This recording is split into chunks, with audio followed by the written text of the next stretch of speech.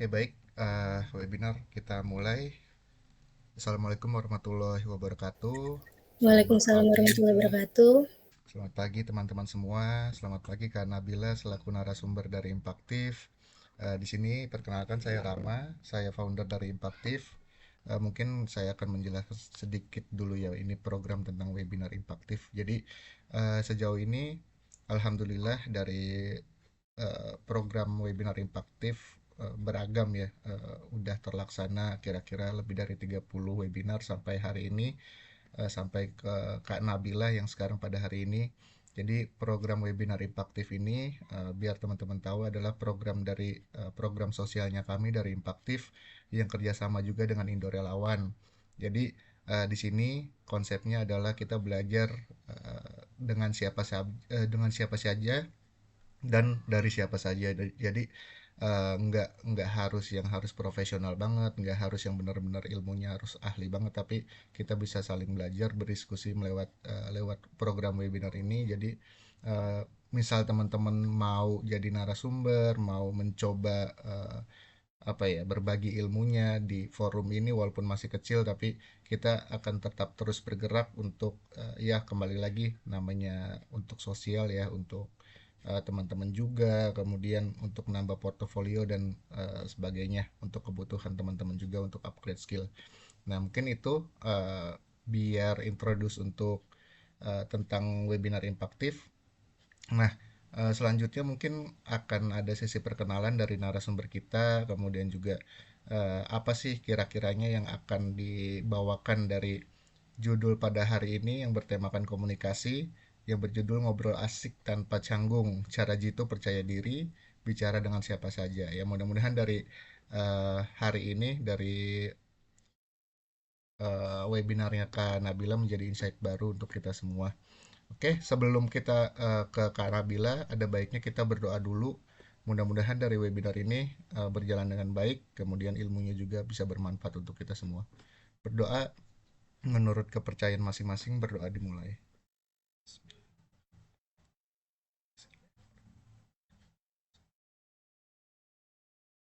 Berdoa selesai, buat teman-teman yang memungkinkan untuk open cam atau open mic nanti buat diskusi, dipersilahkan ya.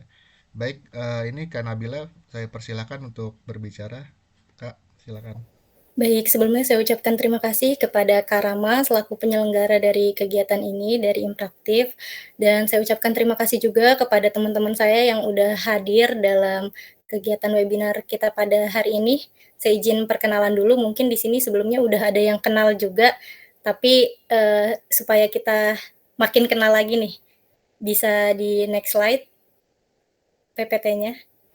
Ya, saya merupakan lulusan dari Universitas Nasional, jurusan Ilmu Komunikasi, dan periode 2019 sampai 2023. Saya berhasil menempuh pendidikan saya selama 3,5 tahun, dan saat ini saya sedang menempuh pendidikan S2 di Universitas Dirgantara Marsekal Surya Dharma dengan jurusan manajemen dari tahun 2024, dan baru saat ini saya sedang semester 2 dan saya juga kerja di PT Solusi Bangun Indonesia Tbk di bagian General Affair di HC. Dan next slide-nya. Oke, hari ini kita akan uh, komunikasi nih. Kenapa sih banyak orang yang canggung saat ngobrol? Kalau dari teman-teman yang hadir pada hari ini, pernah nggak sih ngerasa canggung pada saat ngobrol, baik itu ketika kita bertemu dengan orang baru, atau bahkan dengan orang yang udah kita kenal sekalipun? Boleh dibantu dijawab kali ya, mungkin dari Mbak Ana, kira-kira pernah nggak sih Mbak Ana ngalamin hal itu? Iya, selamat pagi Nabila.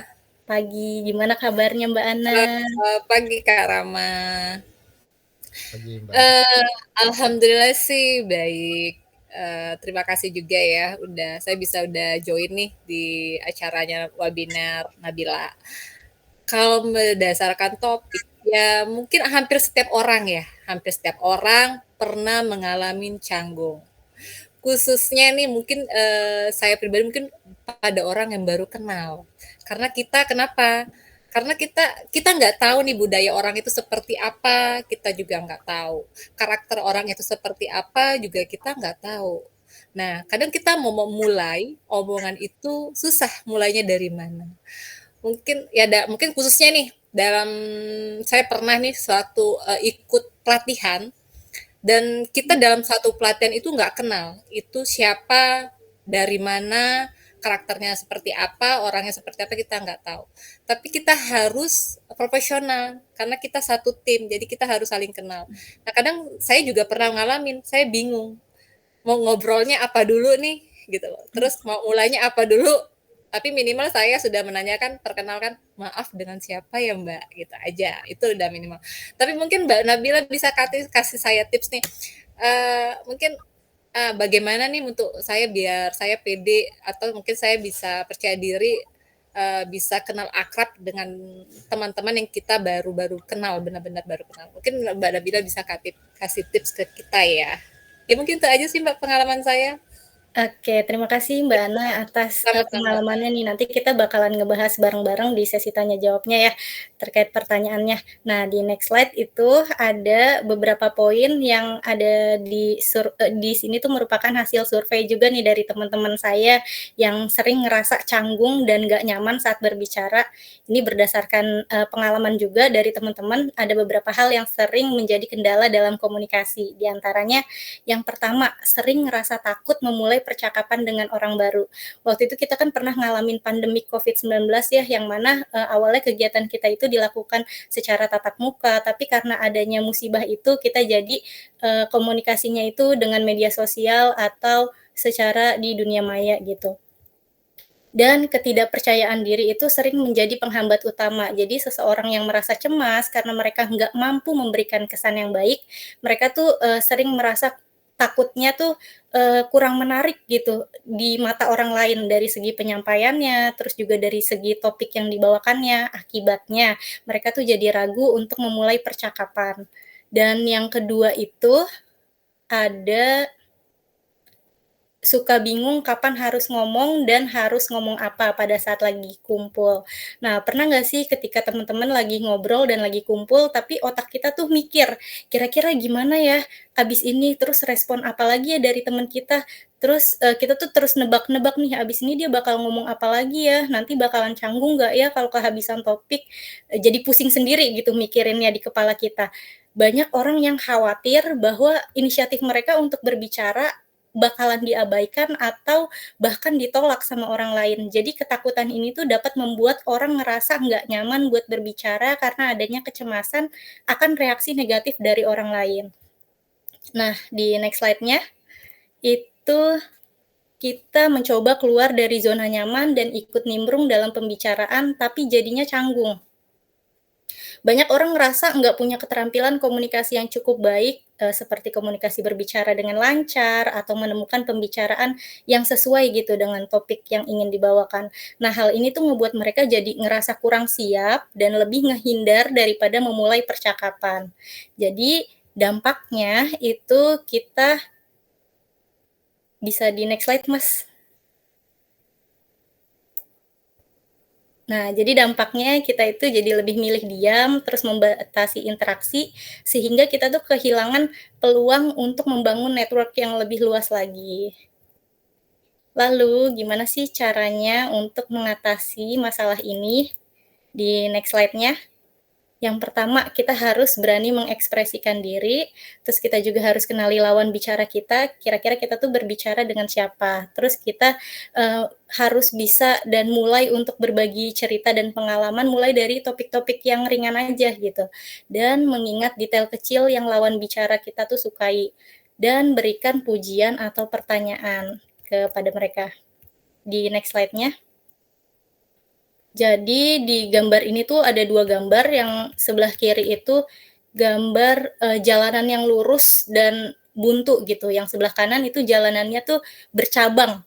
Nah, ini tuh kalau diibaratkan, pernah nggak sih kalian ngerasa kayak komunikasi sama orang, tapi tuh gitu-gitu aja, kayak ada batasan, terus nggak berkembang, dan topik yang dibahas tuh cuma berputar di hal yang sama. Nah, ini tuh bisa diibaratkan seperti memilih jalan yang lurus dan buntu ini.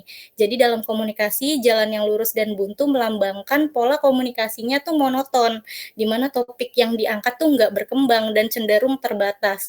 Nah, orang yang berkomunikasi seperti ini mungkin hanya fokus pada topik tertentu dan kurang mau memperluas obrolannya ke hal-hal yang lebih beragam lagi. Jadi hasilnya pembicaraannya tuh jadi membosankan, terus lawan bicaranya tuh jadi ngerasa kurang tertarik karena pembahasannya ya itu-itu aja gitu. Nah, contohnya bayangin kalau kita punya temen yang setiap kali ketemu yang dibicarakan pekerjaan kantor aja tanpa membuka topik yang lainnya gitu. Akhirnya percakapan kita jadi kurang variatif dan mungkin jadi menimbulkan rasa bosen. Nah, teman kita hanya berjalan di jalur yang lurus itu aja. Komunikasinya tanpa memberikan kesempatan untuk mengeksplorasi pembicaraan yang lebih luas lagi gitu. Di sisi lain ada jalan yang bercabang ini nih yang di sebelah kanan. Nah, ini tuh melambangkan komunikasi yang lebih dinamis, penuh dengan topik yang menarik gitu, dan nggak monoton. Jadi, jalan yang bercabang ini menggambarkan seseorang yang terbuka untuk berbicara tentang berbagai topik, mau mendengarkan, dan bisa mengkaitkan pembicaraannya dengan hal-hal yang baru. Jadi, komunikasi seperti ini tuh terasa lebih seru gitu, karena lawan bicara terus memberikan perspektif dan informasi yang lebih segar, sehingga percakapannya jadi menarik dan nggak membosankan gitu. Misalnya, kalau kita berbicara dengan orang yang punya pengetahuannya luas gitu, obrolannya mungkin mulai dari topik kerjaan, terus langsung bergeser ke hobi, terus bercerita tentang pengalaman pribadi atau tren-tren terbaru yang hits masa kini gitu. Jadi setiap percakapan tuh ada variasi di topiknya yang ngebikin kita ngerasa penasaran dan lebih jauh ingin terlibat gitu dalam komunikasinya itu. Nah, dengan gaya komunikasi yang seperti ini, jalan yang bercabang ini, pembicaraannya tuh nggak terasa kaku dan kita bisa belajar banyak hal baru gitu, membuat interaksinya jadi lebih bermakna. Jadi, kalau kalian ingin komunikasinya hidup dan nggak membosankan, mungkin kita bisa coba ngambil jalan yang bercabang ini dan jangan hanya terpaku pada satu topik aja, tapi coba untuk eksplorasi dengan hal-hal yang baru dan bawa percakapan kalian ke arah yang lebih luas lagi. Siapa tahu kalian akan menemukan banyak hal yang bisa memperkaya obrolan dan ngebuat komunikasinya jadi lebih bermakna. Di next slide-nya ada tentang penyesuaian gaya komunikasi. Nah, banyak ada orang yang bisa berkomunikasi dengan berbagai kelompok usia ya, dari yang kecil, terus yang remaja, terus orang dewasa, sampai ke orang tua, dan selalu bisa ngebikin orang yang diajak bicara tuh ngerasa nyaman dan nyambung. Ini sebenarnya nggak mudah kelihatannya gitu kan, nggak semudah yang kita lihat gitu. Ada seninya tersendiri dalam menyesuaikan gaya komunikasinya dengan orang dari latar belakang dan usia yang berbeda. Misalnya ketika kita berbicara dengan anak-anak, orang ini kan akan menggunakan kata-kata yang lebih sederhana supaya lebih bisa dipahami gitu sama anak-anak, dengan nada suara yang ceria atau penuh energi. Nah, ini kan, eee, kita bisa bertanya ke mereka, "Kamu suka mainan apa?" Atau "Ada cerita apa hari ini?" Dengan bahasa tubuh yang mungkin santai juga dan penuh senyuman, terus, jadi anak tuh ngerasa lebih aman dan terbuka untuk bercerita gitu. Terus, ketika kita berbicara dengan remaja, gayanya mungkin akan sedikit dirubah nih. Kan, kita tahu bahwa remaja tuh cenderung ingin diperlakukan sebagai teman. Jadi kita akan menghindari kata-kata yang terlalu menggurui gitu ketika kita berbicara dengan anak remaja. Misalnya saat bertanya, "Lagi suka ngapain aja kira-kira ini?" Atau "Gimana pendapat kamu soal hal itu?" Gitu. Tapi dengan nada bicara yang mungkin lebih santai dan bersahabat. Jadi si remaja tuh ngerasa dihargain dan kita anggap dia sebagai teman aja gitu. Terus lain lagi ketika kita berbicara dengan orang dewasa gitu, di sini kan kita akan lebih fokus pada topik yang relevan gitu, dengan kehidupan sehari-hari atau pekerjaannya dan komunikasinya jadi lebih tegas tapi tetap ramah.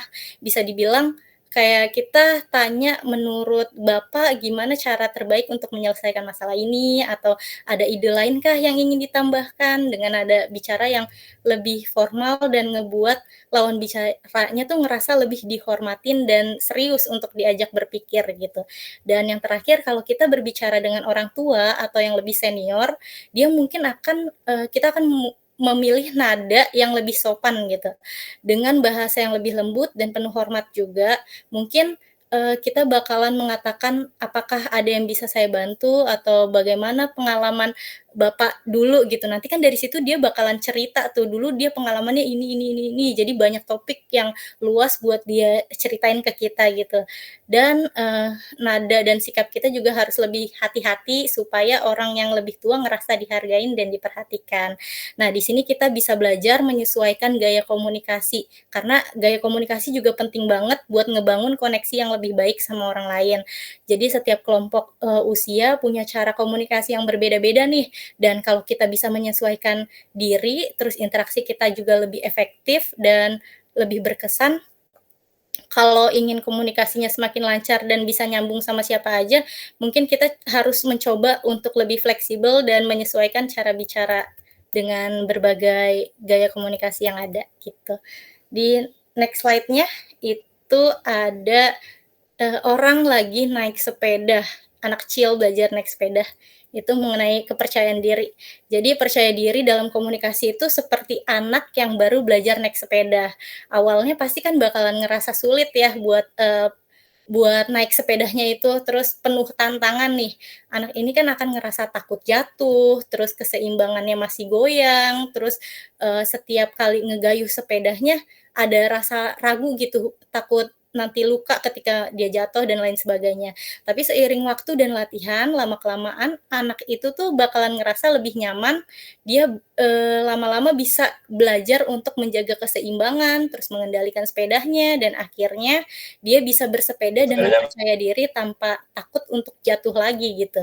Begitu juga dengan komunikasi, pada awalnya mungkin kita ngerasa gugup ya dan ragu gitu, terutama saat berbicara di depan banyak orang, dengan orang yang mungkin lebih banyak pengalamannya daripada kita. Kita mungkin bakalan terbata-bata, terus kita bakalan ngerasa kata-kata yang keluar dari mulut kita takutnya tuh nggak sesuai sama apa yang ingin kita ucapkan gitu atau kurang tepat, dan khawatir aja gitu dan takut dianggap salah. Tapi semakin kita berlatih dan menghadapi situasi komunikasi seperti itu, kita bakalan semakin percaya diri gitu, seperti anak yang akhirnya bisa mengendarai sepedanya sendiri itu. Nah, kita juga akan semakin lancar dan percaya diri dalam berbicara.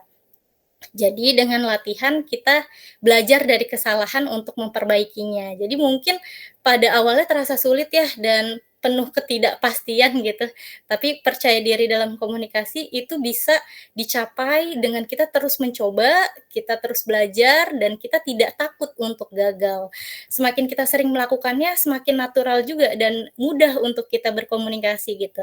Jadi jangan takut jatuh atau takut salah, karena itu bagian dari proses juga ya untuk bisa mengendarai komunikasi itu dengan lebih percaya diri. Nah, di next slide-nya, itu ada bergabung dalam berbagai komunitas. Jadi bergabung dalam komunitas atau organisasi ini adalah cara yang sangat baik untuk kita bisa mengembangkan kemampuan komunikasi kita juga.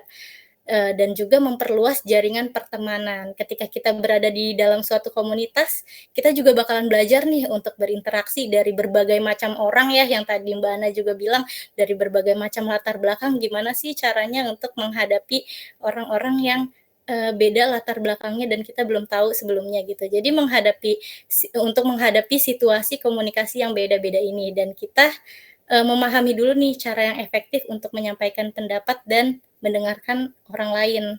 Jadi selain itu, komunitas atau organisasi itu bisa memberikan kesempatan untuk kita berlatih dan juga meningkatkan kemampuan kita dalam komunikasi interpersonal, seperti, berbicara dengan percaya diri di depan banyak orang, terus juga kita berdiskusi dalam kelompok dan menyampaikan ide dengan jelas.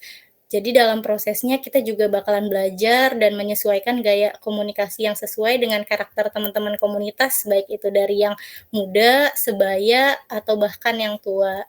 Jadi, mungkin udah itu aja sih dari penjelasan saya hari ini. Oke, Makasih. cukup singkat ya ternyata tadi penjelasan Kak Nabila, tapi dari materi-materi tersebut sebenarnya sangat relate banget ya dengan kehidupan-kehidupan kita ya.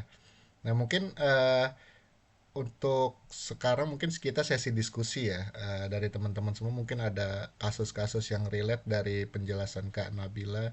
Mungkin bisa bertanya, dipersilahkan. Atau saya dulu deh yang tanya deh. Tadi saya agak menggelitik tentang, jadi saya teringat dulu ke Nabila. Mungkin ini sebelum teman-teman bertanya ya, saya ingin bertanya terlebih dahulu.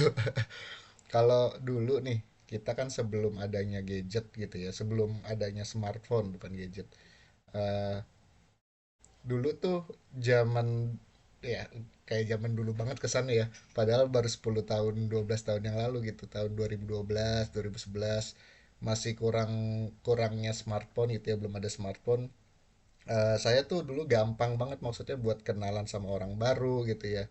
Dalam artian tinggal ya nyapa aja gitu. Tapi kalau sekarang kayak kok kayak banyak banget batasan gitu ya. Apalagi terlebih kalau udah misalkan saya lagi di public space gitu, tapi udah ngeliat orang main handphone aja gitu. Padahal dia sendiri gitu. Banyak orang yang sering banget sendiri terus menyibukkan dirinya dengan main handphone. Padahal setidaknya kalau bisa bertemu orang baru mungkin bisa 10 15-an orang baru setiap harinya gitu loh, kalau misalkan emang kita ya kepengen. Nah, kira-kira ada tips nggak sih buat eh, ya misalnya gitu ya, ada kita lagi di public space, tiba-tiba ada orang sendiri mau kita sapa gitu, kira-kira ada tipsnya gak dari Kak Nabila? Ya, kalau aku sih mungkin kita lihat dulu ya orang yang kita ajak bicara itu dari raut wajahnya ketika kita kan sebelumnya juga belum pernah ketemu, sama orang itu dan baru pertama kali tapi mau kita ajak ngobrol gitu. Kita, lihat suasananya dulu kira-kira dari raut wajahnya tuh welcome nggak sih untuk, diajak ngomong gitu. Kalau misalnya dari pertama, mungkin kita bisa ngajakin ngomong karena kita satu tujuan gitu kayak, wah kita ternyata satu, bis ya atau satu kereta, Kakaknya mau kemana atau apa dan lain sebagainya. Jadi kita duluan sih yang untuk mulai ngajak dia bicara kalau misalnya emang kita pengen kenalan sama dia. Jadi jangan nunggu orang itu buat ngajakin kita bicara, tapi kita dulu yang, ngajakin dia, gitu sih, Kak. Aku biasanya kalau ketemu sama orang yang pengen aku ajak kenalan di jalan atau kayak aku rada nepuk dia gitu sambil bilang, eee, "Halo, Kak," terus, "Kakak dari mana nih, Kak? Kakak mau kemana?" Terus, "Oh ternyata ternyata satu kantor," atau apa kan jadi bisa diluasin lagi pembicaraannya, "Oh kantornya di, Tamrin itu ya, Kak? Sama, Kak, aku juga waktu itu pernah kerja di situ, Kakak di gedung bagian mana?" Atau apa. Nanti kan dari situ komunikasinya akan lebih luas lagi gitu karena kita punya beberapa kesamaan. Karena dia kerja di situ, terus saya pernah kerja di situ, jadi kan kayak, untuk komunikasinya lebih, apa ya, kayak menarik aja gitu buat dibahas bareng. Oke. Ini FYI buat teman-teman, kalau misalkan mau nanggepin Kak Nabila juga boleh ya, maksudnya di sini nggak harus Kak Nabila doang yang jawab, mungkin dari teman-teman ada yang menggelitik juga dari hatinya ingin menjawab, boleh dipersilakan, ini ada fitur raise hand seperti ini, nanti kalau misalkan ingin menanggapi bisa raise hand ya. Tapi iya sih benar, jadi kembali lagi tadi dari pertanyaan saya Kak Nabila, jadi kadang saya kayak merasa kok orang sekarang gitu ya, saya juga termasuk orang sekarang sih maksudnya, kayak anak muda sekarang kayak ansos gitu, bukan ya ansos sih ya sebutannya. Jadi saya sering maksudnya kalau ke public space gitu, misalkan lagi di terminal atau lagi di stasiun, kadang yang ngajak ngobrol itu udah orang-orang tua gitu yang emang udah nggak biasa megang gadget mungkin ya. Jadi tiba-tiba mereka nyapa, ya kayak cuman obrolan kecil aja kayak mau kemana mas gitu kan, lama-lama obrolannya kan nyambung nyambung nyambung gitu ya. Tapi dengan melihat fenomena ya milenial milenial sampai ke Gen Z sampai ke Gen Alpha itu udah kayak mencari orang untuk berbicara sebatas untuk menunggu kendaraan atau apapun itu kayak susah banget gitu, kayak eh, ya dibandingkan dibandingkan saya sendiri apa namanya nyapa orang tua gitu ya, nyapa yang emang orang yang udah kelihatan tua, udah kelihatan kakek-kakek, bapak-bapak, itu lebih mudah gitu. Nah mungkin itu di situ ada mungkin dari yang Kakak Nabila pelajarin di hal komunikasi, mungkin ada sesuatu apa gitu dari fenomena di masyarakat sekarang.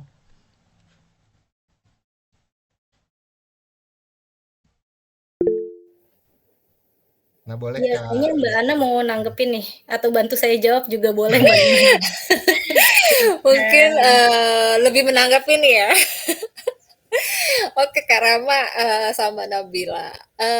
Menurut aku sih memang benar tuh Mbak Kak Rama. Memang zaman sekarang ya susah ya Gen Z, lebih interaktif sama handphone. Tapi saya pun juga pernah ngalamin nih, saya juga pernah ngalamin di daerah umum, apa, tempat umum gitu, saya bersebelahan sama anak Gen Z, yang saya hampir lihat dominan megang handphone nggak lepas. Tapi saya punya tips, biasanya saya dengan alasan biasanya saya nanya, karena saya punya anak juga ya, saya punya anak umur 17 tahun dan mungkin saya biasa juga komunikasi, saya biasanya menerapkan komunikasi itu dengan anak saya sendiri itu. Saya pahamin dia karakternya seperti apa karena itu hampir mayoritas karakter itu akan sama dengan anak-anak yang sebaya gitu atau mungkin di atasnya sedikit itu ya akan sama, nggak jauh beda. Dan memang sekarang itu kan handphone itu tidak bisa lepas. Aku tahu itu memang susah sekali. Nah, tapi saya biasanya punya tips tuh. Biasanya karena saya biasa interaksi dengan anak saya dan saya juga biasanya membiasakan diri sama anak-anak yang maksudnya Gen Z. Jadi mungkin saya juga terbiasa ya. Saya biasanya menanyakan mau kemana atau pukul berapa. Biasanya saya juga mulai membuka percakapan hobinya apa nih? Kayaknya seru banget lihat handphone. Biasanya seperti itu Kak saya. Nah dari situ dia suka memancing nih. Oh ini biasanya mereka bercerita, oh hobinya ini, terus dia interaksi lagi, ibu mau kemana, begini-begini. Biasanya saya obrolan dengan gaya anak muda. Biasanya itu bisa melepaskan mereka loh, bisa melepaskan mereka dari handphone. Karena mereka merasa kita mengikutin zamannya atau mengikutin gaya hidupnya.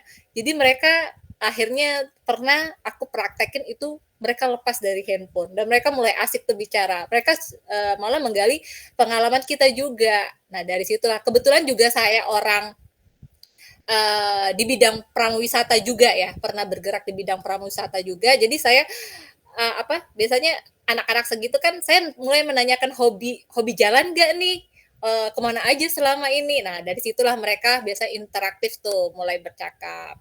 Ya biasanya itu aja sih Kak. Mungkin tips saya ya kalau kita berhubungan sama kita ya benar kata Mbak Nabila dengan sesuai dengan topiknya. Kita harus bisa membedakan siapa yang kita ajak ngomong. Itu baik anak-anak, kalangan muda, atau orang dewasa. Ya benar itu, kita harus bisa membedakan. Tapi ya di situ juga kita harus biasa bergaul dengan ya maksudnya kalangan ya. Jadi kita bisa tahu di saat kita berbicara dengan kalangan ini, kita tahu nih, oh kita harus bagaimana, harus menyesuaikan seperti apa. Nah seperti tadi Kakak Rama, mungkin yang kita lebih spesifik ke anak sekarang ya Gen Z. Mungkin ya kita harus banyak berbicara mungkin lebih mengenal maksudnya hobi dia. Jadi kita tidak usah menjelaskan diri kita, tapi kita mencari tahu hobi dia. Jadi dia interaktif menjawab sehingga dia terpancing nih untuk menjelaskan diri dia, aktivitas dia sehingga dia bisa lepas dari handphone. Biasanya seperti itu sih Kak Rama. Yang pernah saya alami dan biasanya pernah saya praktekkan karena anak saya juga 17 tahun dan saya harus mengikuti gaya mereka, zaman mereka dengan ya harus familiar lah dengan gaya-gaya mereka. Jadi saya nggak bisa lepas dari situ. Biasanya seperti itu. Itu aja sih Kak Rama cukup menambahinya. Terima kasih Kak Rama Mbak Nabila. Baik, makasih banyak Mbak Ana, mantap banget memang. Iya sih, emang harus menyesuaikan sih ya. Kembali lagi menyesuaikan zaman. Oke, dari teman-teman yang lain mungkin ada yang ingin bertanya lagi kah? Atau Kak Nabila tadi mau nanggepin lagi terkait yang Mbak Ana tanggapi? Iya, terima kasih Mbak Ana atas tanggapannya tadi juga saya setuju ya, berarti, harus dimulai dulu dari orang terdekatnya, mungkin dari, keluarganya dulu nih memberikan kepada anak-anaknya tentang, dampak dari gadgetnya, terus juga dari sekolah juga nih perlu, eee, penanaman akan hal itu, karena kan yang lebih sering berinteraksi dengan anak-anak itu orang tuanya dan guru di sekolah gitu. Jadi mungkin harus perlu himbauan yang lebih lagi supaya anak-anak ini nggak ketergantungan dengan gadget, atau kita bisa kasih pembelajaran dan juga sambil diselingin gitu. Jadi nggak main gadget terus, tapi ada suatu hal yang bermanfaat atau kita bikin karya seni atau apa gitu, mulai dari di rumah dan di sekolahnya dulu sih menurut saya.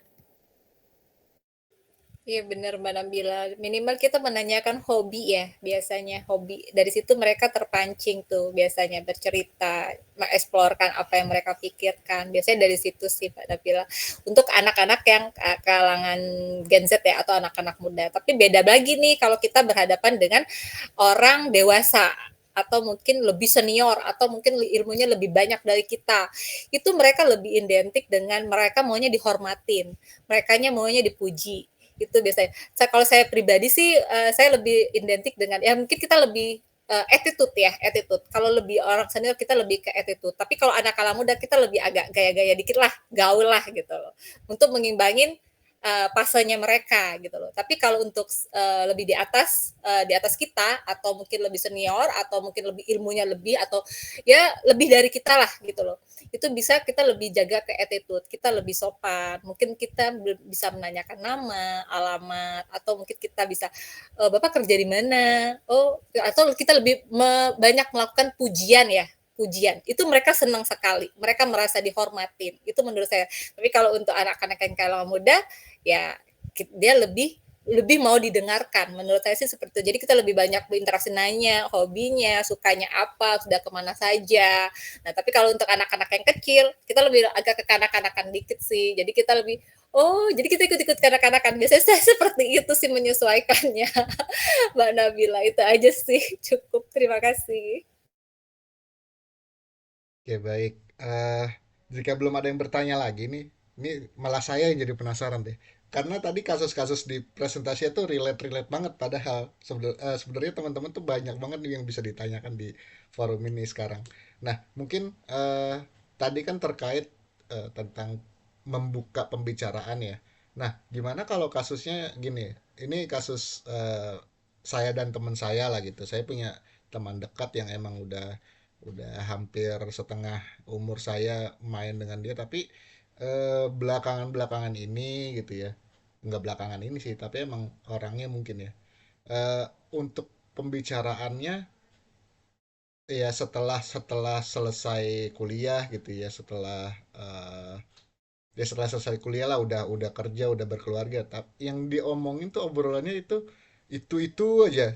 Emang walaupun bukan kerjanya nggak bareng ya gitu, dia udah punya rumah tangga sendiri, saya punya rumah tangga sendiri. Nah, eh, tapi setiap kali ketemu yang diobrolin itu lagi gitu. Mungkin apakah itu emang dianya yang eh, padahal kalau dari segi informasi sih, namanya kita main sosial media ya seharusnya ada aja gitu yang diomongin ya, walaupun dari sosial media gitu kan. Tapi kembali lagi yang diomongin itu lagi kayak misalkan dia punya problem, yang diomongin problem itu lagi kayak eh, apa namanya, nggak ada pembahasan lain gitu, padahal pembahasan pembahasan yang biasanya dulu waktu zamannya kita kuliah, kita sekolah itu banyak, tapi sekarang malah dia yang diomongin cerita sedih lagi ya. Itu kira-kira fenomena gimana tuh, dan kira-kira ada tipsnya gak buat orangnya dan juga buat saya sebagai lawan bicaranya yang berbicara dengan dia. Mungkin dari Kak Nabila dan Mbak Ana bisa ngasih saran. Mbak Ana mau ngasih saran atau gimana? Mungkin dari Mbak Nabila dulu deh. Oke, Ya. kalau menurut aku mungkin karena itu kan teman kuliah ya, terus juga udah lulus, terus baru ketemu lagi, gitu nggak sih? Bukan, bukan. Itu Oh teman enggak? kecil, dari teman lingkungan lah, Oh teman-teman teman lingkup. teman di sinilah gitulah. Cuman Berarti dia udah berkeluarga, udah beda rumah aja sekarang udah. Cuman sebenarnya dulu tuh kayak kalau ngobrol apa aja juga bisa diobrolin. Cuman kayak sekarang kok begitu? Apakah karena faktor dia berkeluarga? Apakah karena faktor ya mungkin faktor-faktor lainnya di luar sana ya? Nggak tahu deh. apa ya? Mungkin aku nambahin ya Mbak Iya, Nabila ya, bantu ya kali ya. boleh. Mungkin dari ini aja ya kali pengalaman hidup ya Mbak Rama ya. Biasanya nih memang sih kita kalau pas waktu kuliah itu kan beda bebannya ya, beda sekali bebannya, beda. Kalau yang saya alamin ya sesuai dengan kehidupan saya. Kalau kuliah itu mungkin kita cukup sekolah, pergi, berangkat, happy-happy sama teman, ngobrol, nongkrong, itu sebatas itu bebannya. Beda sekali saat kita sudah berkeluarga dan bekerja, itu bebannya sangat banyak. Jadi ada beberapa orang memang kadang mengurangi untuk banyak bicara, mereka ada yang berprinsip menyimpan energi atau tidak mau berpikir lebih menambahin beban mereka karena mereka udah ada beban kerja, keluarga. Tapi biasanya ada juga orang-orang yang suka karena mungkin ada yang bersifat rileks, mereka rileks dalam menghadapi hidup ya. Jadi mereka enjoy. Tapi ada yang mereka terbebanin sama kehidupan mereka ya kerja misalnya kerja tuntutan kerja terus belum lagi kan beban keluarga mereka harus ngidupin anak gitu. Nah tapi dikit saya sih cuman ada cara aja biasanya saya yang hidup itu saya lebih identik ya mungkin kita ngobrol dari masa lalu biasa membangunkan hasrat mereka mau ngobrol gitu maksudnya mancing mereka mau ngobrol biasanya kita ya kita pancing aja masa lalu nih cerita masa lalu, oh dulu enak ya begini baru kita agak menyerempet sekarang kegiatanmu apa gitu karena ada beberapa orang sensitif loh ditanyain kerja karena ada orang merasa mereka karena saya pernah ngalamin saya merasa oh berprinsip mereka itu lebih maju dari saya gitu jadi saya agak sedikit ngedown gitu agak sedikit minder tapi biasanya ya itu kita yang lawan bicaranya kita harus tahu juga kalau mereka udah ada kita oh mereka nggak mau terbuka itu ya kita agak mengerem kita jadi seputaran ya mungkin masa lalu mungkin atau kita menawarkan ada kira-kira apa ya yang bisa bangun biar kita bisa kedepannya bisa maju sama-sama biasanya begitu. Nah, biasanya kita yang bisa bangun bisnis bareng atau mungkin seputaran apa yang kita bisa ceritain bisa membangkit gairah dia gitu loh. Gairah dia untuk mungkin dia tadinya tidak terpikir bisnis, dia jadi terpikir bisnis gitu loh. Atau mungkin dia tadinya tidak terpancing dia jadi termotivasi gitu loh. Nah, biasanya begitu sih Kak untuk membangkitkan biar mereka itu jadi semangat untuk berbicara sama kita gitu loh. Ya, tapi memang untuk awalnya sih memang ada orang beberapa hal tidak mau ya. Agak privat mereka nggak mau kegiatan mereka diketahui banyak orang atau karena mereka ada kalau orang kerja itu kan biasanya begini loh Kak. Kalau kita menanyakan kerja, beda sama orang sekolah ya atau beda sama orang kuliah. Kalau itu mereka agak sensitif, ada yang merasa dirimu mau cari tahu aja gitu loh. Cuman sekedar mau cari info aja, bukan mau membantu atau mau apa. Ada seperti itu. Tapi itu makanya balik lagi kita paling kita nanya kegiatanmu gimana nih sekarang bagi-bagi tips dong biar saya jadi kita agak sedikit memuji dia gitu bagi tips dong biar aku sukses nih ketularan sukses nah jadi mereka terpancing kan karena kita memuji dia kita tidak merasa merendahkan dia karena kalau kita tidak memuji ada orang berpikir kamu itu menanyakan kerjaan saya hanya untuk merendahkan saya gitu ada seperti itu ada nah sebaiknya itu kalau saya sih pribadi biasanya saya ya itu nanya kamu kerja gimana bagi dong biar saya ketularan tips sukses gitu jadi dia merasa dia di atas kita jadi ya itu jadi dia sudah mulai tuh jadi dia mau berbicara mau berbagi mau bercerita biasanya begitu aja sih Kak tips dari saya sih ya itu aja Mbak Nabila mungkin ada tambahan dari Kak Rama Mbak Nabila atau yang lainnya nih dari seputaran kehidupan biasa jadi kita bisa berbagi cerita. Oke, makasih Mbak Ana, aku izin nanggepin ya. Mungkin, ketika orang ngomongnya topiknya itu-itu mulu, terus, dengan topik yang sama, karena mereka tuh mungkin belum bisa menemukan cara untuk, mengekspresikan emosi mereka gitu, secara selesai gitu. Jadi mereka mungkin ngerasa lebih lega ketika mereka tuh menyampaikannya berulang-ulang kali. Meski di luar tuh terkesannya kayak, "Ih bosen gue, lu ngomongnya itu lagi," gitu. Terus, dia mungkin juga mencari validasi kali ya dari kita. Jadi, memastikan bahwa orang lain itu memahami atau setuju sama perasaan yang lagi dia alamin gitu. Dan mungkin keluhannya itu dia tunjukkan berulang-ulang karena dia itu masih sulit buat nerima kenyataannya atau masih terjebak dalam situasi di, masalah dia itu gitu. Mungkin, kalau misalnya dia minta diberikan saran, Mas Rama bisa kasih saran ke dia gimana sih baiknya atau, bilang aja sih secara blak-blakan tapi jangan sampai melukai hatinya gitu kalau jangan cerita itu terus gitu atau cari kegiatan yang lain biar nggak ngobrolin itu terus gitu. Iya bener sih. Kalau dipikir-pikir kembali ya kayaknya ya bener yang Kak Nabila bilang benar, yang Mbak Ana bilang benar karena kayak dulu tuh ya nggak ada beban gitu ya kalau dari cerita yang Mbak Ana ya dulu tuh benar-benar nggak ada beban cuman cengangas cengenges aja nongkrong nongkrong gitu lah ya. Kalau sekarang ada beban keluarga dan lain-lain yang memungkinkan dirinya nggak bisa eksplorasi dirinya lebih lanjut karena ada beban-beban yang dia terima gitu. Jadi kemungkinan makanya yang diceritain itu aja, yang diobrolin itu aja.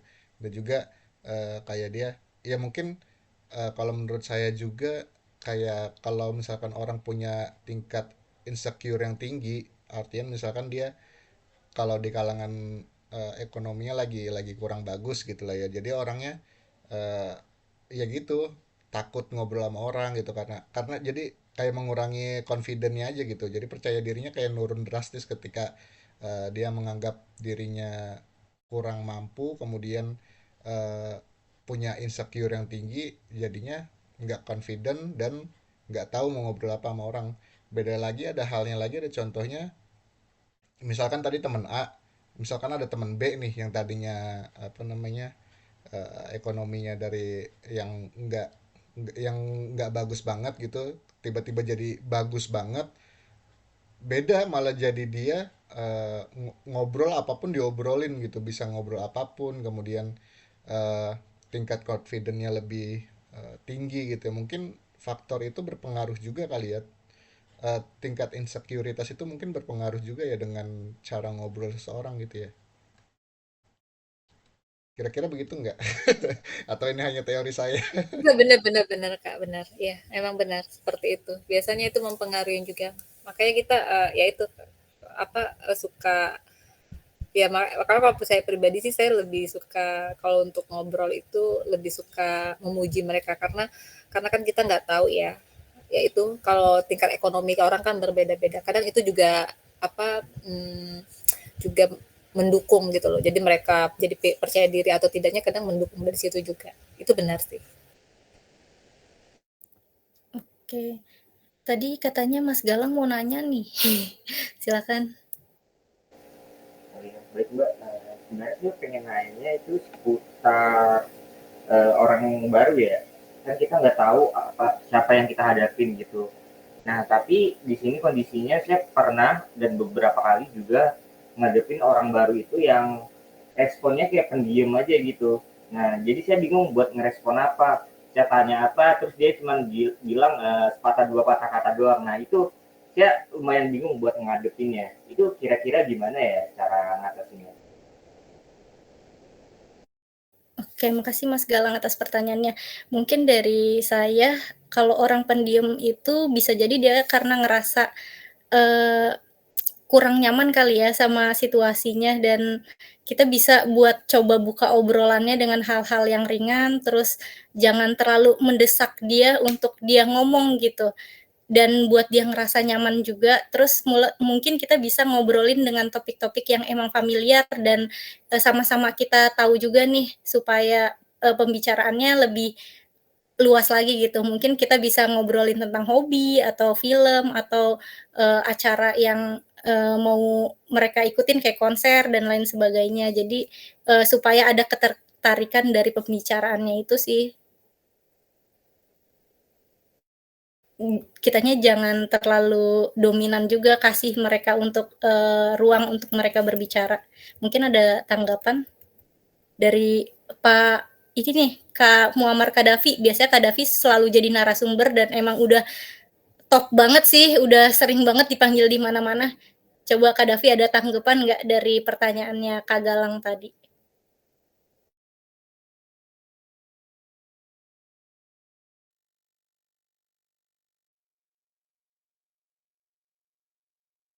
Belum ada Nggak ada jawaban. suaranya Qaddafi, nggak on mic itu.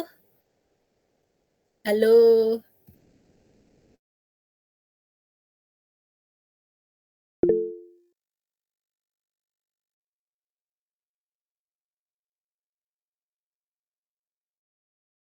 Oke, tambahan ya. Heeh. iya, Oke, belum ada tanggapan dari belum ada. kalau dari Mas Galangnya sendiri, kiranya gimana? Eh, Jawab tidak? Ya cukup menjawab sih sebenarnya. Mungkin salah saya juga karena apa yang saya sampaikan itu kayak terlalu mendalami mereka yang sebagai seorang pendiam ya. Ya mungkin bisa dengan cara dengan topik yang ringan-ringan aja kayak hobi gitu, nggak langsung ke menuju pengalaman mereka apa, tinggal di mana dan sebagainya kayak gitu. Ya, mungkin dengan ya perkenalan singkat aja gitu buat ngebuka pembicaraan. Mungkin seperti itu sih yang saya tangkap dari Mbak Nabila. Iya. Mungkin saya ya nanggung ya sampai bisa 1 jam ini. Jadi pengalaman lagi baru-baru kemarin. Jadi saya kondangan ke apa namanya, ke teman yang ada di dia ngadain acara di sana di Halim di komplek TNI AU situ ya. Jadi saya lagi ngopi, eh, mau ngopi ini ngikut, pokoknya ngikut lah, ada rombongan yang ngopi itu anak-anak muda lah. Saya mau ke situ tuh, saya ke situ. Nah, udah saya agak ngobrol-ngobrol sedikit. Oke lah ditanggepin gitu ya sama mereka ya. Mungkin ngelihat saya nggak masih seumuran mereka juga gitu lah ya. Ditanggepin tapi. Nah, terus ada satu apa PAM gitu, PAM TNI yang ngejaga, yang suka ngejaga-jaga gitu kan. Datang dia ngajak ngobrol mereka dulu nih sebelum ngajak ngobrol saya. Mereka cuma tanggepin iya pak, iya pak, iya pak gitu. Nah sedangkan pas saya tanggepin malah lama-lama itu si bapak TNI itu malah ngobrolnya ke saya gitu. Jadi kayak ini anak muda kok nggak mau nanggepin, apa takut apa gimana gitu ya. Jadi ujung-ujungnya si bapak ini ya mungkin karena dia merasa tua juga kali ya, si bapak TNI ini merasa dia sudah tua, jadi pengennya didengar gitu ya sama orang lain, apalagi sama yang lebih muda. Jadi pas ngobrol sama saya akhirnya malah berlanjut ngopi berdua doang, sedangkan yang rombongan tadi malah ya udah bubar gitu aja. Jadi agak lucu juga sih kelihatannya, sebenarnya si dia mau ngobrol sama yang anak-anak muda, ujung-ujungnya malah ngobrol sama saya juga. Jadi kalau itu artinya apakah si anak-anak muda ini nggak bisa menyesuaikan ke si bapak gitu, atau si bapak yang nggak bisa menyesuaikan ke anak muda kira-kira, atau keduanya nih? Mungkin ada tanggapan? Kalau menurut saya kayaknya anak mudanya dia nggak bisa menyesuaikan ke yang orang tuanya. Karena, mungkin topik yang dibawain juga kita nggak tahu Mas Rama sama yang TNI ini ngomongin apa, dan wawasan kita masih belum cukup luas untuk ikut nimbrung dalam pembahasannya. Iya mungkin ya, karena dia ngomongin ini sih kayak kalau orang tua kan pasti ngomongin, oh kalau zaman dulu gedung ini apa masih gini-gini mas, masih sawah, ntar yang di sana ini ya kan, obrolan ringan sebenarnya ya. Cuman kalau anak muda kan kesannya nggak bisa nanggepin, iya pak main HP, iya pak main HP gitu. Jadi kayak eh, ya mungkin itu komunikasi dua arah ya, ketika satunya nggak, kita kan merasa kalau orang main HP itu merasa sibuk ya, orang lagi sibuk gitu ya. Jadi ya habis itu ya udah jadi nggak di jadi malas gitu ya, mungkin si bapaknya itu karena ngelihat nanggepin sebentar habis itu main HP. Nah, ya mungkin kembali lagi itu adalah soft skill cara berbicara kali ya, biar sekiranya kita bisa menghargai orang lain dalam berbicara, karena gak enak banget memang sih lagi ngobrol sama orang tiba-tiba main HP, tiba-tiba ngelihat HP gitu. Mungkin seperti itu kali ya. Iya, iya, iya sih, ketika saya lagi berbicara terus, saya ngajakin orang ngomong gitu, terus orangnya malah main handphone, kayak rasanya nggak enak aja, kayak ngerasa nggak dihargain. Beda lagi ketika, saya ngajakin orang ngobrol tapi dianya tuh nggak main handphone, kan itu, lebih enak aja sih, komunikasinya sama dia, jadi kayak ngerasa lebih dihargain sama lawan bicara kita. Dan mungkin juga si anak mudanya itu kurang tertarik kali ya sama pembicaraannya, kayak apaan sih ngomongin kayak gituan doang, yang lalu-lalu gedung itu, kayak dia nggak peduli gitu sama topiknya. Jadi kayak ya udahlah, nggak usah gue tanggepin gitu. Iya. Tergantung juga sama Karama dan tentara-tentaranya itu. Iya, iya. Jadi ya kembali lagi lah itu soft skill masing-masing ya untuk berkomunikasi ya. Nah, ini kita udah 48 menit. Kira-kira ada yang ingin bertanya lagi nggak? Coba kita hitung 10 detik. Kali masih ada yang ingin bertanya atau menanggapi? Mbak Indah, biasanya Mbak Indah aktif nih. Mau nanggepin nggak Mbak Indah? Oh, kayaknya lagi tidur, Kak. Oke. Dari yang lain-lain belum ada lagi kah yang nanggepin? Saya mau menambahin, sebenarnya pengen nanggapin juga. Eh, Ya sebenarnya kalau menurut saya juga sih anak muda juga posisinya juga salah ya. Tapi nggak salah-salah banget. Di salahnya itu ya cara menyikapi dia, cara menyikapi omongan dari si bapak. Kita sebenarnya nggak salah kok buat meng-cut off omongan orang karena kita nggak suka dengan omongan mereka gitu. Tapi caranya nggak kayak gitu, dengan main HP atau langsung pergi gitu, nggak kayak gitu. Ada, saya juga dari komunikasi kebetulan, yang saya pelajari dari komunikasi itu adalah ada dua kaidah dalam komunikasi itu. Yang pertama ada kaidah emas, di mana kita memperlakukan orang berdasarkan kita pengen diperlakukan. Terus yang kedua itu ada kaidah berlian, di mana kita memperlakukan orang berdasarkan orang itu pengen diperlakukan. Jadi kedua ini bisa kita mix. Yang pertama yaitu kaidah emas, di mana si bapak kan pengen diperlakukan seperti itu, ya udah kita perlakukan aja bapaknya seperti itu. Dan kaidah berlian, si bapak nggak setuju dengan apa yang dilakukan oleh si anak muda ini. Jadi makanya dia malas buat menanggepin. Jadi keduanya juga sebenarnya menurut saya sama-sama salah, dan nggak ada yang sama-sama salah dan sama-sama benar juga sebenarnya. Cuman yang lebih banyak eh, kuantitas buat bersalahnya adalah si anak muda ini, karena sikap dia untuk ke orang tua itu salah untuk meng-cut off omongannya. Kalau menurut saya sih begitu ya. Sih banyak Mas Galang.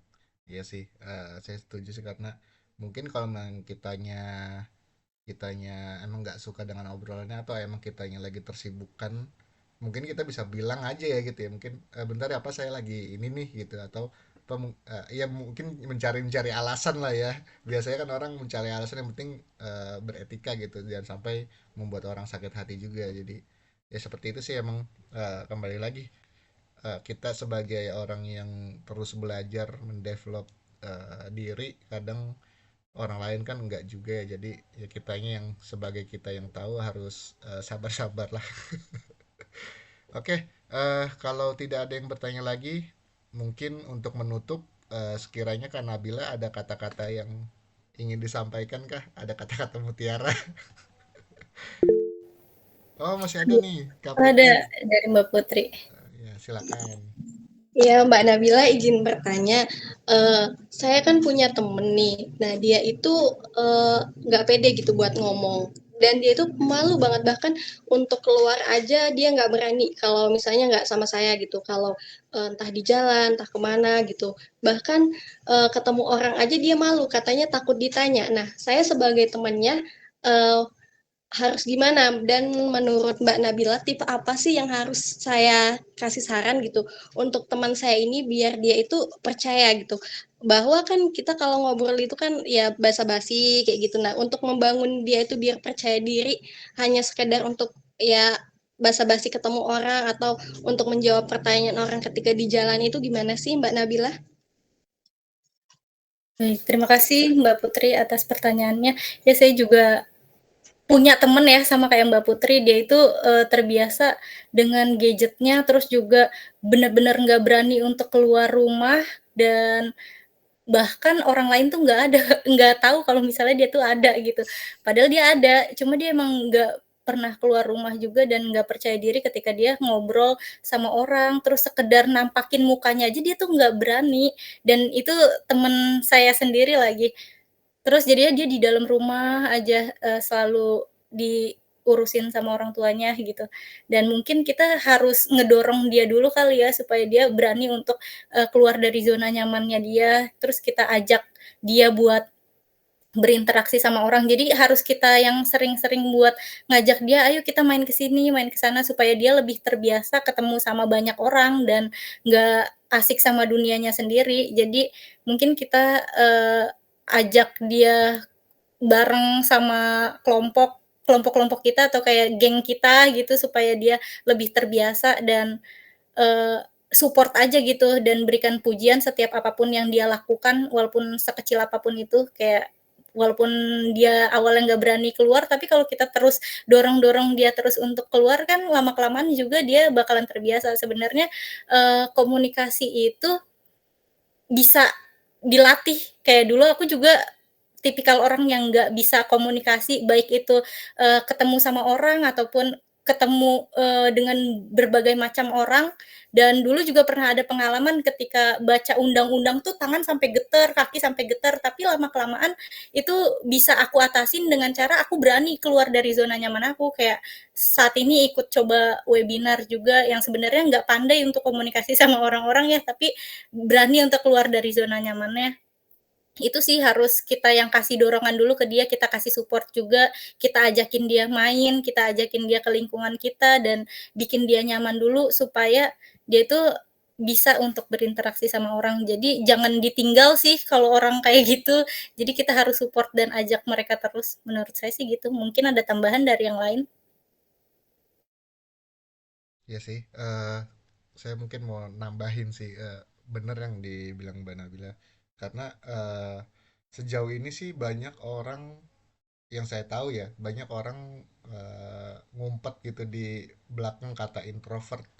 Sebenarnya mereka bukan introvert, tapi antisosial gitu. Karena introvert sama antisosial itu berbeda banget ya. Jadi ini pandangan saya pribadi ya, karena saya juga nggak mempelajari teori-teori komunikasi. Cuman kalau pandangan saya pribadi, introvert itu beda sama antisosial. Ketika antisosial adalah mereka yang ya tadi keluar rumah aja nggak berani. Bahkan saya juga punya kenalan yang ada orang nelpon takut gitu. Kok ditelepon takut gitu. Tinggal angkat, tinggal ngomong halo gitu kan. Kalau ini sampai sampai setakut itu, padahal itu telepon gitu loh. Dan eh, malah merujuk ke hal yang aneh seperti itu. Mungkin itu adalah gejala antisosial sih kalau karena kalau introvert setidaknya mereka pasti tetap bersosial gitu ya. Introvert introvertnya orang pasti bersosial lah. Mungkin karena bedanya adalah penghabisan energinya aja ya. Kalau introvert ketika di luar energinya gampang habis lah gitu. Ketika kalau beda kebalikannya sama extrovert gitu. Dan bener banget Kak Nabila bilang harus terus improve ya kan, karena ya sama kayak platform Impactive ini emang kita tujuannya itu karena beberapa banyak orang yang saya lihat, yang bahkan saya survei dan saya rasakan sendiri, banyak yang bahkan berbicara aja nggak berani. Makanya ini saya buat emang biar orang tuh bisa coba lah, coba gitu, coba untuk berbicara depan umum, coba untuk berbicara dengan orang lain gitu gitu. Karena dengan adanya smartphone sekarang malah ngebikin orang nggak smart kadang gitu. Jadi mereka eh, tersibukkan dengan itu, ya kembali lagi dengan kepribadiannya masing-masing ya. Terlepas dari itu, cuman kalau misalkan ngebuat orang makin antisosial, itu makin antisosial sih dengan adanya smartphone ini, dengan adanya teknologi dan entertainment di dalamnya gitu. Jadi ya benar dengan saran Kak Nabila, coba eh, apa namanya, bawa keluar, coba kenalin ke teman-teman yang lain, mungkin dia bisa jadi pribadi yang nggak antisosial gitu ya. Mungkin seperti itu sih. Mungkin ada tanggapan lain, dipersilakan. Kalau nggak ada ya dari Kak Putrinya mungkin. Ini ya Kak ya, kata Kak Nabila sama Kak Rahma tadi coba untuk dibawa keluar ya. Nah, kita sebagai temennya itu udah berusaha gitu Kak untuk mengajak dia itu kenalan dengan orang lain, dengan orang sekitar. Bahkan saya ajak dia itu pas kemarin ada acara gathering itu dia nggak mau, benar-benar menutup diri gitu. Karena kata dia malu. Nah, saya itu sebagai teman udah berusaha gitu ya. Cuman kayak gimana ya, kayak nggak habis pikir gitu caranya, itu udah dicoba gitu tapi ini orang tuh kayak bener-bener yang kakak bilang kayak antisosial gitu, kalau keluar tuh ya udah berdua aja gitu dan nggak mau ada yang lain. Terus apa namanya, ya kalau nggak dia sendiri tapi saat sepi gitu dia maunya keluar.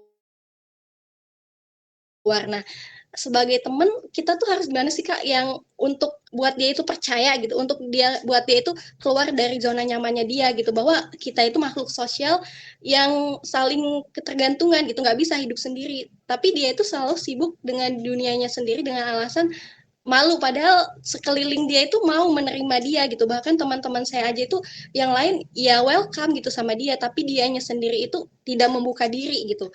Nah, untuk meyakinkan dia itu gimana kita Kak sebagai teman?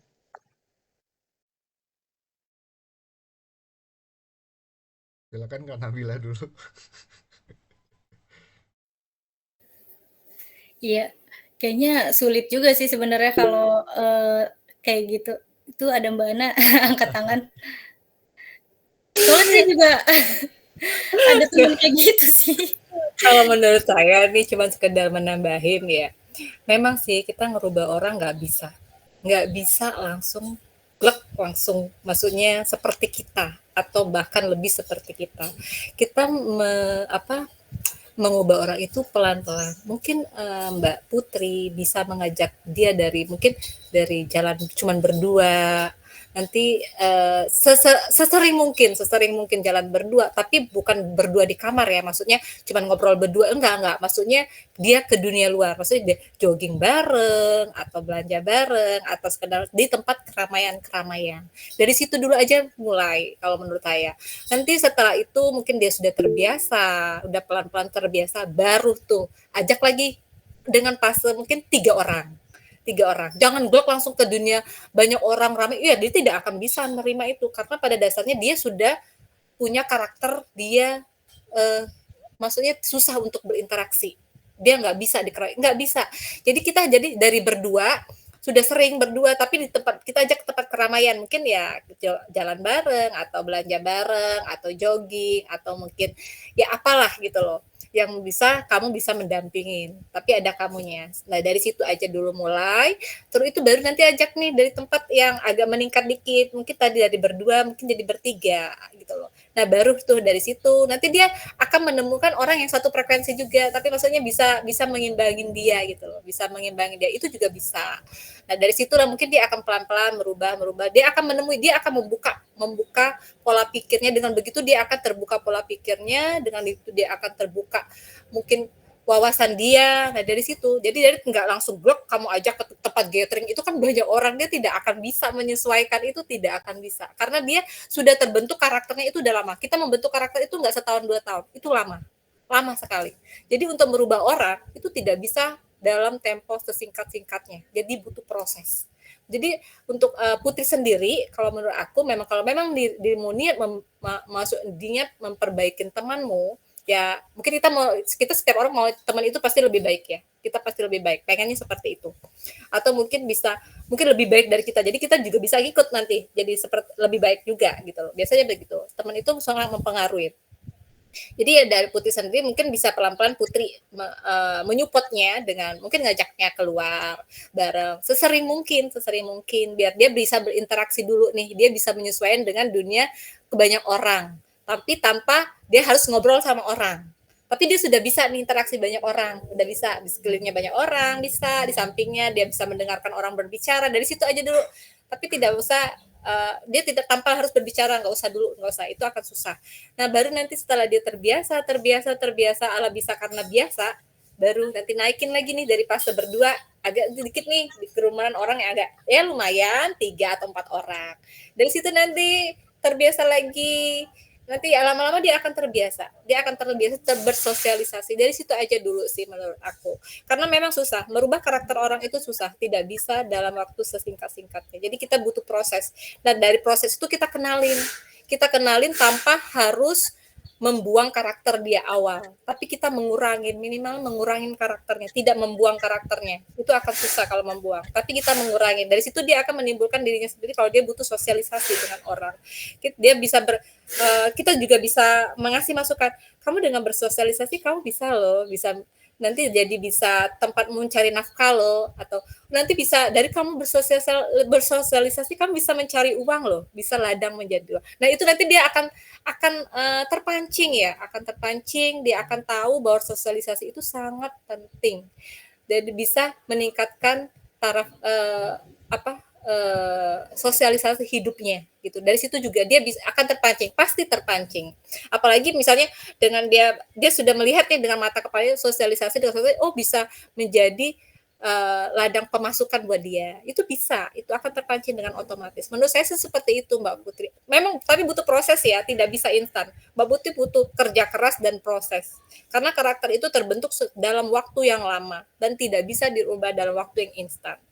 Menurut saya seperti itu sih. Cukup itu aja sih Mbak Nabila, Karama, dan Mbak Putri. Terima kasih. Terima kasih Mbak Ana. Oke, Tapi ada terima Mbak kasih Ana, Mbak. kasusnya sama kayak Mbak Putri, teman saya juga. Dia tuh saya udah temenan selama 18 tahun, tapi, nggak ada perubahan sama sekali. Padahal udah sering nih saya ajak, misalnya saya dulu berdua gitu, yang kayak Mbak Ana tadi, infoin ya, kita berdua dulu, bangun komunikasinya dulu nih, supaya kita semakin dekat, semakin akrab. Bahkan saya sampai nginep-nginep gitu loh sama dia berdua gitu, ya misalnya di rumahnya gitu. Terus, semakin lama ya masa berdua-dua terus gitu, terus saya ajak sama yang lain juga rame-rame. Nah, tapi ya udah jadi cuma di dalam lingkungan itu aja doang, kayak di rumahnya. Jadi nggak keluar dari rumahnya, bener-bener Ya, rumahnya itu kayak gimana ya, bukan begitu Mbak gimana Nabila, ya, maksud saya boleh Mbak Nabila boleh menemani, tapi kan kalau dalam rumah ya dia akan merasa nyaman dong dalam rumah, cuman komunikasi sama Mbak Nabila, ya itu nggak juga. Maksud saya kamu menemaninya itu ajak keluar, keluar, maksudnya keluar tuh ke dunia luar gitu, misalnya jalan bareng, jogging, joggingnya itu keramaian tuh. Nah, nah, atau sekedar olahraga, itu membiasakan aja, memang nggak bisa, secepat itu nggak bisa. Tapi kalau misalnya Mbak Nabila datang ke rumahnya terus ngobrol bareng dalam kamar, itu dia akan merasa lebih nyaman seperti itu gitu. Emang nah, emang, emang udah karakternya seperti itu, Mbak. iya, Mbak Ana, awalnya kan dari kamar dulu kan, kita nginep-nginep dulu, terus akhirnya kan kita, kayak ngadain kegiatan apa gitu yang bareng-bareng di luar, terus kayak kita ke mall bareng-bareng, tapi dia tetep aja nggak mau dan udah pernah coba palingan ya kalau yang ngomong ke si pembelinya ke si, bayar gitu di kasir, dia juga nggak berani buat itu. Jadi kayak sekedar bayar aja itu jadi kayak ke kita gitu, ngerti gak sih? Iya, Padahal saya kita udah paham. itu, terus itu Tapi rada ini loh sulit Mbak, juga sih setiap karena orang gitu. kan memang ada seperti itu ya. Tapi setiap orang itu pasti ada kelebihan dan kekurangannya. Mungkin dia kekurangannya susah bersosialisasi, tapi ya minimal dirimu harus latih dia. Itu minimal. Itu minimal membiasakan dia dulu untuk berhadapan dengan orang banyak walaupun dia tidak berbicara. Tapi di situ dia pasti ada punya kelebihan. Mungkin bisa aktif kayak webinar begini nih.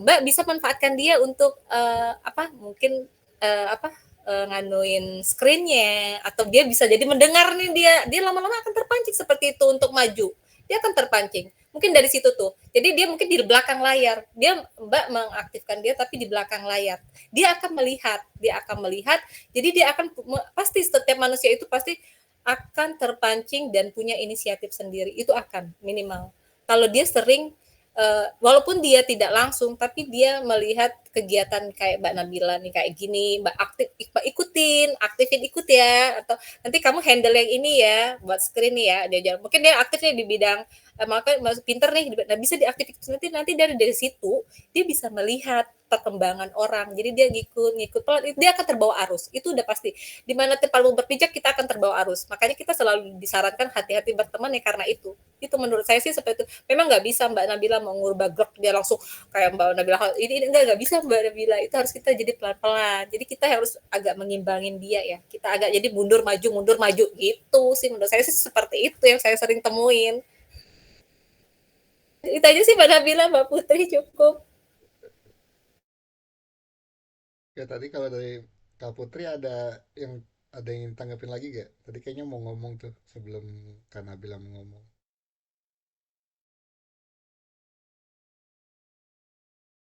Gimana kalau dari Kak Putri? Atau lanjut deh ke Kak Nabila deh. Enggak, udah atau ada tanggapan dari Kak Galang?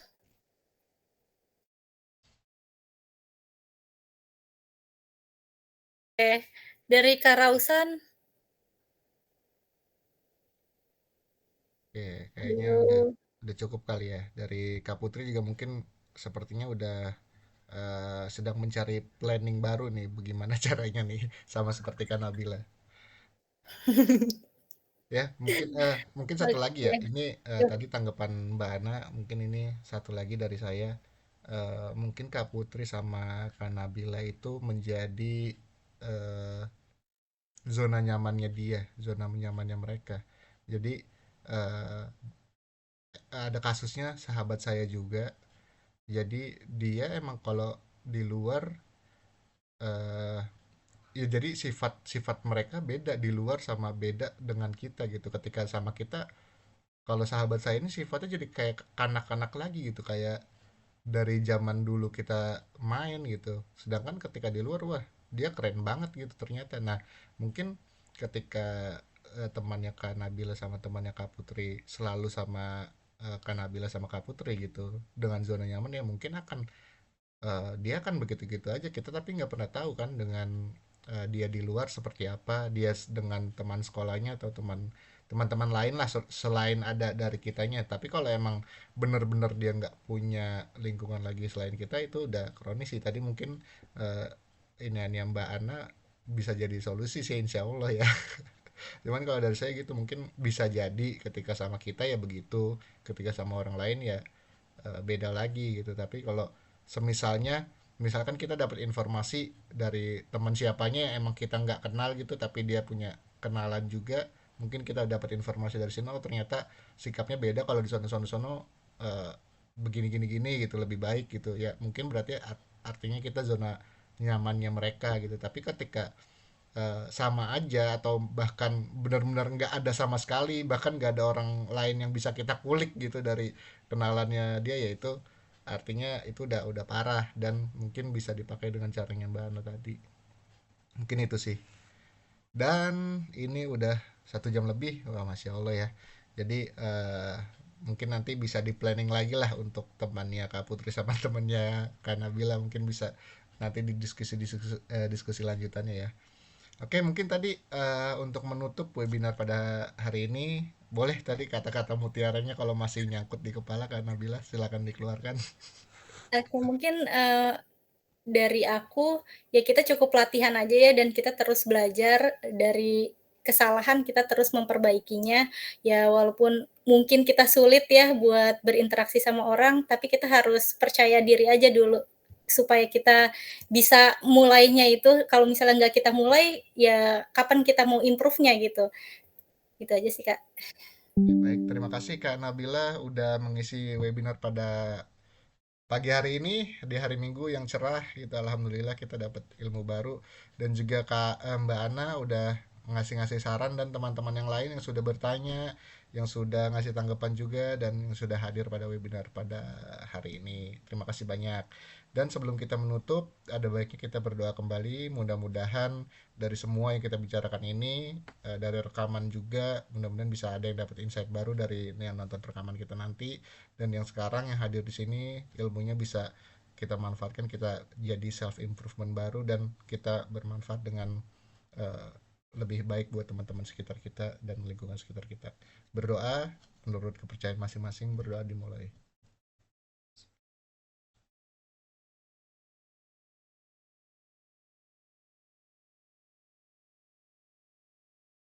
Amin ya rabbal alamin. Terima kasih teman-teman semua. Akhir kata saya ucapkan Assalamualaikum warahmatullahi wabarakatuh. Selamat beraktivitas kembali, selamat berlibur. Terima kasih banyak Kak Nabila dan teman-teman lainnya. Selamat Terima pagi. kasih, Kak Rahma. Terima kasih teman-teman. Saya izin live ya. Ya.